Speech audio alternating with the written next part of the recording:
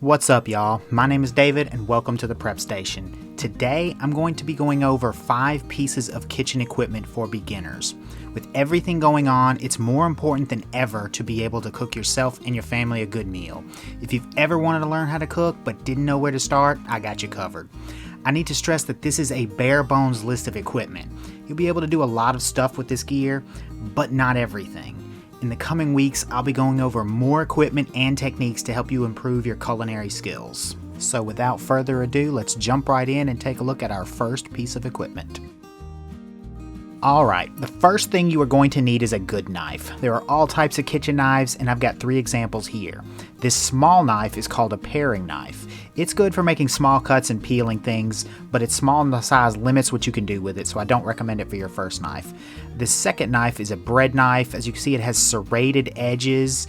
It also has a full tang, which means the steel runs through the handle. That's good, but it's serrated, so it's limited with what you could do with it. I wouldn't recommend this either.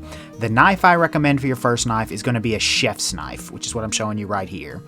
This has the most utility of all the knives I've listed so far. You can do just about anything with this. You can make small dices, you can cut large cuts of meat, and this knife has a full tang, as you can see. And if you're interested in this knife, I have a write-up on it on davidsprepstation.com. You can check that out.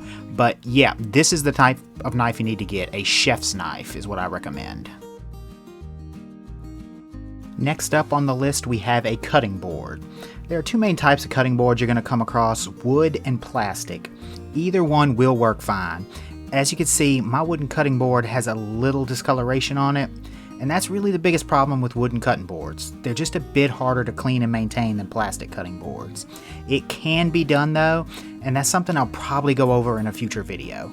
So if this is all you can get your hands on, don't be afraid to use it. It is good enough and it will work. However, if you have a choice, I recommend going with a plastic cutting board. I find them to be more durable and easier to clean. 9 times out of 10, you can just throw it in the dishwasher and be done with it. When it does get stained, or if a mildew forms in the cuts across the surface, a little bleach will make it as good as new. As you can see, mine still looks pretty good and it gets heavy use. I would also recommend that you get a decent sized cutting board no matter which type you end up picking. Moving right along, our next item on the list is a skillet. I have 2 different types here, a couple of non-stick skillets and a steel skillet. While the non-stick skillets are great for certain things, I recommend going with the steel version first. It has more versatility, and if you are using one without a rubber handle, it can be popped right into the oven to finish off certain dishes, such as a nice pan-seared steak. You'll definitely want a non-stick pan eventually, but I'd start with a steel pan first. You can cook almost anything in a skillet, but they can only hold so much volume. That is where our next piece of equipment comes in handy, the saucepan. They are great for cooking soups, stews, and yes, even sauces. I recommend starting with at least a 2-quart saucepan and make sure it comes with a nice lid. That is going to help you cook a lot faster and open the door to more cooking techniques. The final item on our list is a baking dish. These things are so versatile, and in case you haven't noticed, versatility has been the theme of this list so far. But you can do so much with a good baking dish. You can roast chicken, bake cakes, braise a roast, you name it. They come in all kinds of shapes and sizes. I recommend getting a nice medium-sized baking dish to start.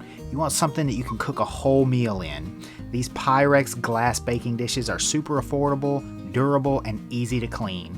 There's a reason they're one of the most common brands on the market. Alright guys, that about wraps up this video. I hope I was able to help you out and at least point you in the right direction. If you enjoyed the video, don't forget to hit the like button, and if you really enjoyed it, please subscribe. I'll see y'all in the next video.